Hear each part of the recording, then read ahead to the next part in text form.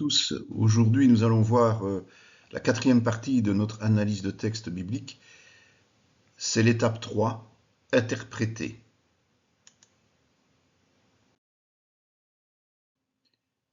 Notre approche inductive nous amène, nous aussi, à examiner les choses une à une pour en saisir le sens exact. Mais plutôt que d'arriver au constat amer d'Ecclésiaste, nous préférons nous préserver des détours pour marcher pleinement dans la vérité que nous découvrons ou approfondissons.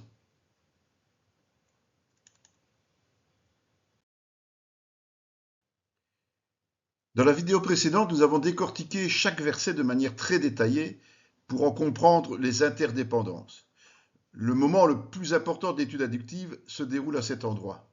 Jusqu'à présent, nous avons pris la peine de lire et de situer dans son contexte le passage des Écritures qui demande à être compris. Nous allons donc franchir un cap et chercher à ressortir l'essence profonde du texte qui nous est soumis.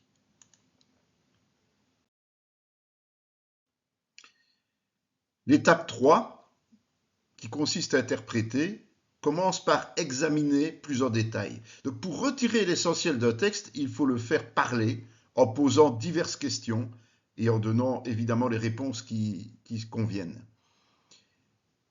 Pour imager cela, nous allons utiliser, comme à chaque fois, le passage de Jean 3, 14, 18. Alors, quelques exemples de questions que l'on va se poser. C'est qui, quoi, quand, comment, pourquoi, quel, lequel, laquelle, qu'est-ce que c'est, qu'est-ce que cela veut dire. Vous voyez que nous allons travailler sous forme de tableau ici. L'objectif, c'est de pouvoir utiliser ce que nous avons trouvé jusqu'à présent. Ça se retrouve transcrit dans la colonne de gauche pour pouvoir poser les questions dans la colonne de droite. Donc dès le départ, comme nous le verrons, il est intéressant de travailler par système de colonnes, mais vous pouvez aussi très bien travailler avec des feuilles entières en gardant le texte sur votre gauche et en prenant l'examen détaillé sur votre droite. Donc ici, nous avons choisi de mettre en parallèle ce qui a déjà été fait pour mieux visualiser votre travail jusqu'à présent par rapport à toutes ces questions que nous nous posons.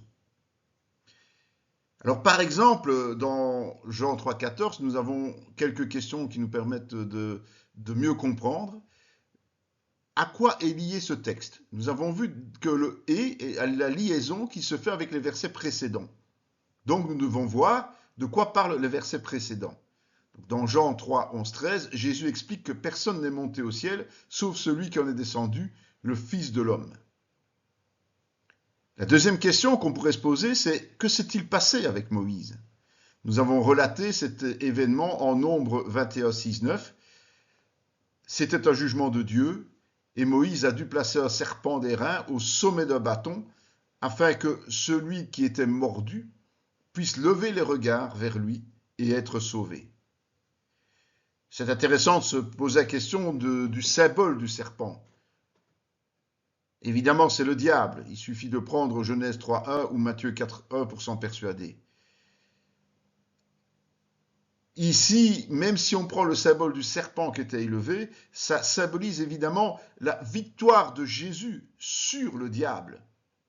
Apocalypse 3.21. Et une autre question, c'est y a-t-il une autre solution? La réponse est non. Ce processus est unique et obligatoire. C'est pour ça que l'on utilise le terme « il faut que ». Il faut commencer à comprendre pourquoi il fallait aller dans le détail lorsque nous avons travaillé l'étude, l'analyse approfondie.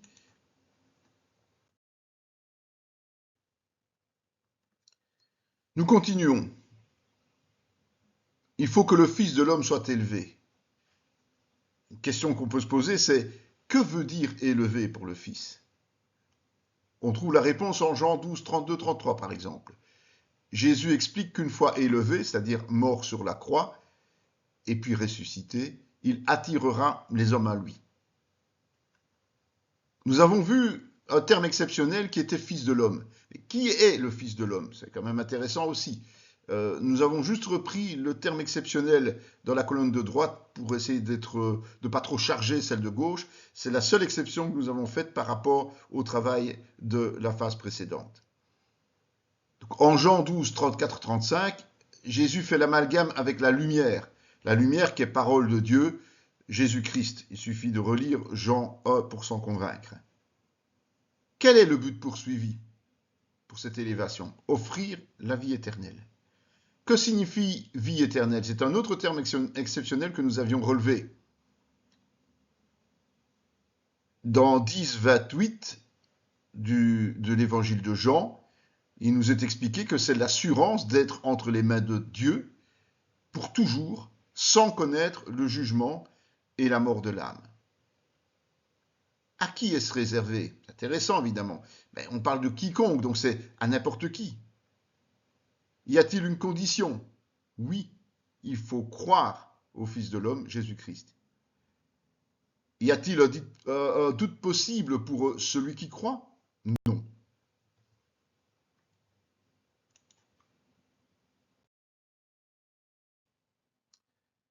Jean 3,16.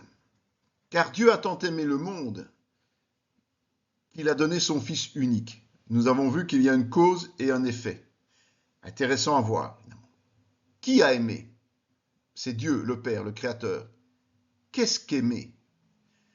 Aimer dans ce cadre-ci, c'est aller jusqu'au bout du sacrifice ultime en offrant ce que l'on a de plus cher.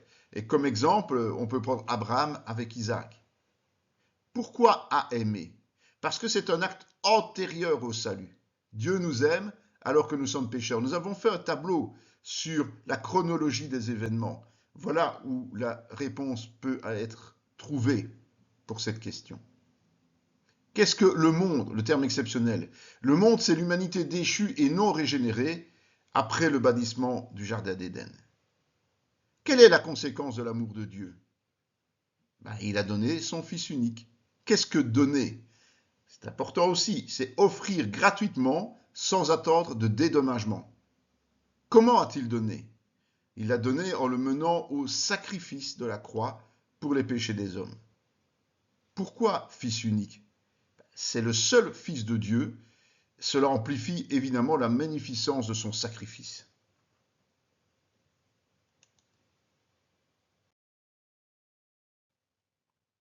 Afin que quiconque croit en lui ne périsse point, mais qu'il ait la vie éternelle. Pourquoi Dieu a-t-il donné son Fils unique au monde? Pour que le monde ne meure pas, mais qu'il ait la vie éternelle. Et tout le monde est-il concerné? Oui, nous l'avons déjà vu, mais à condition de croire au Fils unique. C'est une idée qui avait déjà été élaborée. Qu'est-ce que croire en lui? Croire en lui, c'est un terme exceptionnel, si l'on veut. Donc, il faut par exemple reprendre Romains 19 qui nous dit que si tu confesses de ta bouche le Seigneur Jésus, et si tu crois dans ton cœur que Dieu l'a ressuscité des morts, tu seras sauvé. Que signifie ne périsse point? De nouveau un terme exceptionnel. Craignez plutôt celui qui peut faire périr l'âme et le corps de la géhenne, Matthieu 10, 28b. Périr au niveau spirituel, c'est aller en enfer. Dans quel ordre cela se passe-t-il? On voit que Dieu a d'abord donné son Fils, c'est une action unique et qui est terminée. Pour que l'homme puisse croire en lui être sauvé, c'est une action présente. Est-il possible de périr et vivre en même temps? Non. En fait, aujourd'hui, si nous ne croyons pas, nous sommes morts. Et si on croit, nous quittons ce statut de mort pour entrer dans la vie.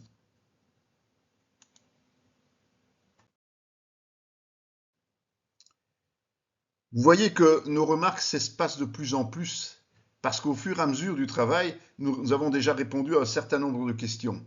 On évite de faire des doublettes et de charger trop le texte. On veut simplement comprendre ce texte dans sa plénitude pour en sortir la meilleure compréhension possible. Donc ici, il est dit au verset 3, 17, Dieu en effet n'a pas envoyé son Fils dans le monde pour qu'il juge le monde, mais pour que le monde soit sauvé par lui. Qu'explique ce verset? Ben, le verset est une autre manière de relater le principe de cause-effet qui est repris dans le verset 16. Qui a été envoyé? Où a été envoyé le Fils? Le Fils a été envoyé dans le monde, c'est-à-dire sur terre, parmi les hommes pécheurs. Pour quel motif Dieu n'a-t-il pas envoyé son Fils? On pourrait mal interpréter ce passage-là parce que justement, on dit Dieu n'a pas envoyé son Fils. Mais cette forme négative ne veut pas dire que Dieu n'a pas envoyé son Fils, il l'a effectivement envoyé. Mais il ne l'a pas envoyé pour une raison particulière, c'est pour juger.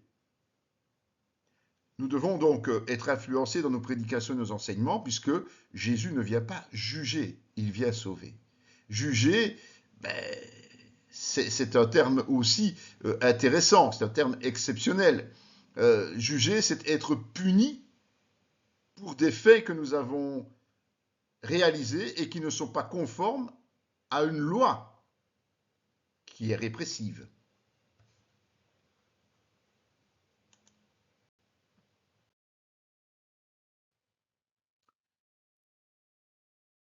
Pour que le monde soit sauvé par lui, il y a un sous-entendu, nous l'avons vu lors de notre étude, et c'est très important de le ressouligner, c'est que ici, il faudrait lire Dieu a envoyé son Fils pour que le monde soit sauvé. Donc nous avons posé la question de pourquoi Dieu n'a pas envoyé son Fils. Aujourd'hui et maintenant, nous posons la question pourquoi Dieu a-t-il envoyé son Fils? Eh bien, pour sauver le monde par son intermédiaire. Le monde est-il sauvé aujourd'hui? On peut dire que non, pas dans son ensemble, seulement certains membres de ce monde. Que signifie être sauvé? Selon Matthieu 1, 21, c'est être délivré de l'emprise du péché et par conséquent de la condamnation qui l'accompagne.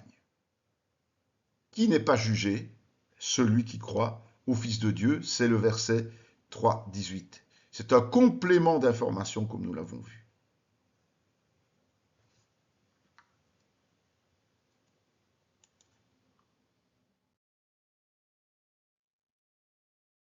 Celui qui croit est déjà jugé parce qu'il n'a pas cru au nom du Fils unique de Dieu. Qui est déjà jugé aujourd'hui? Eh bien, celui qui ne croit pas. Que veut dire déjà? En fait, l'homme pécheur est condamné. Donc chaque habitant de cette terre, depuis des générations, est condamné. Mais par la foi, il peut être sauvé. À quoi n'a-t-il pas cru et ne croit-il pas? Eh bien, tout simplement au nom du Fils unique de Dieu. La question qu'on pourrait se poser, c'est une sous-question, c'est est-ce uniquement de croire au nom qui importe? Évidemment que ce n'est pas ça. Au verset 16, nous avons cité Romains 19. C'est croire qu'il est venu sur terre en tant qu'homme, qu'il a été sacrifié à la croix pour payer le prix de tous nos péchés en obéissance au Père, et qu'ensuite le Père l'a ressuscité des morts pour lui donner toute autorité aujourd'hui sur la terre et dans les cieux. C'est en cela que nous devons croire. C'est notre profession de foi du chrétien évangélique.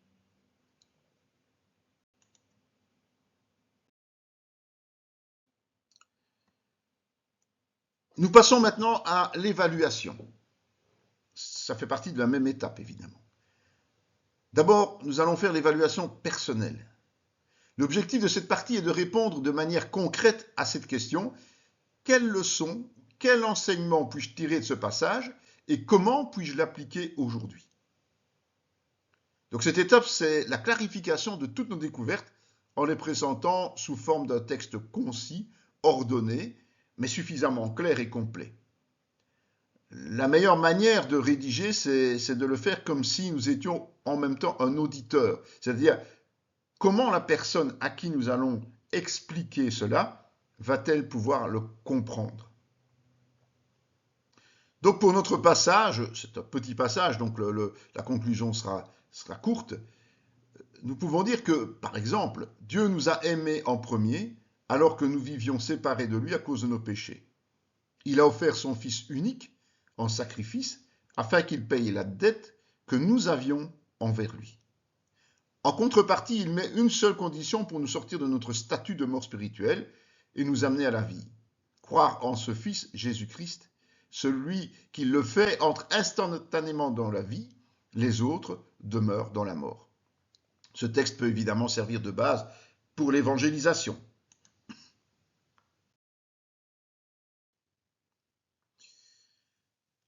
Après avoir conclu personnellement, nous allons aller comparer. Et la comparaison va se faire en deux temps. D'abord, au niveau de la Bible. Vous avez vu que nous avons déjà fait des références bibliques dans nos questions et réponses. Mais ici, nous allons essayer de comparer dans d'autres passages, dans ce cas-ci, le Nouveau Testament, mais on peut aller et dans le Nouveau et dans l'Ancien Testament. Nous pouvons faire ça sous forme de tableau, nous pouvons faire ça sous forme d'une liste, comme nous l'avons réalisé ici. De nouveau, la présentation importe peu. Ce qui est essentiel, c'est le contenu. Alors, par exemple, le lien unique entre le salut et Jésus, bien, on peut retrouver cela dans Matthieu 1, 21 ou 18, 11, Actes 4, 12. La nécessité de la foi, pour être sauvé évidemment, c'est Marc 10, 52, Luc 8, 12, Actes 2, 21 ou 16, 31. La condamnation de celui qui ne croit pas, Marc 16, 16. Pas de condamnation pour ceux qui croient, Romains 5, 9. Jésus est venu pour sauver, pas pour juger, Luc 9, 56, Jean 12, 47, 1 Timothée 1, 15. Réconcilié avec Dieu par le sang de Jésus, Romains 5, 10. La foi qui sauve, Romains 19. Le salut est un choix de Dieu, 1 Corinthiens 21, Éphésiens 2, 8. L'amour salvateur de Dieu, Tite 3, 5. L'objectif n'est pas d'avoir une multitude de passages, mais un certain nombre d'entre eux qui permettent d'appuyer, voire de compléter l'interprétation que nous avons faite de ce passage.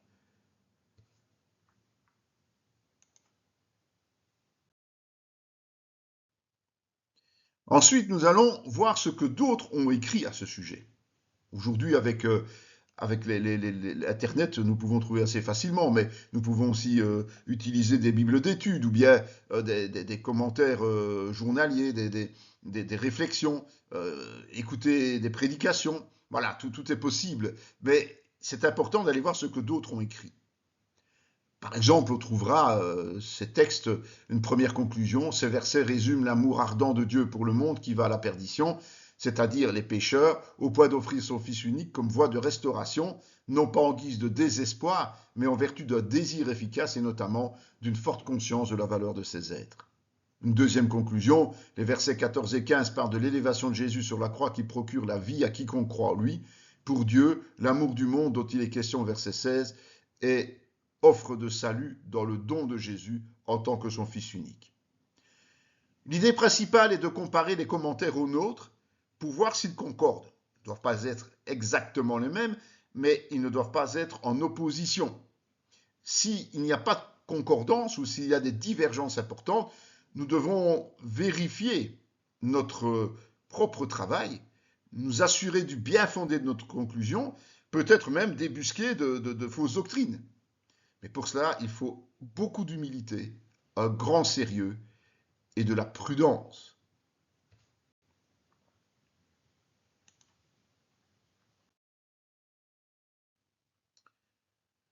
Voilà, notre approche théorique et pratique de l'étude inductive touche à sa fin.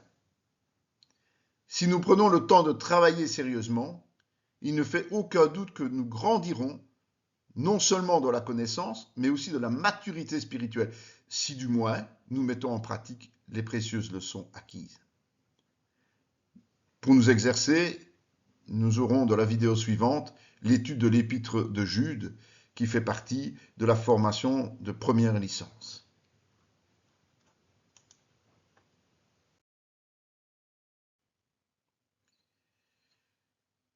Vous pouvez avoir accès à notre site et étudier toute une série de données doctrinales, de cours de théologie et de voir toutes nos activités. Nous vous invitons à nous rejoindre dès que vous voulez, quand vous le voulez et aussi souvent que vous le voulez.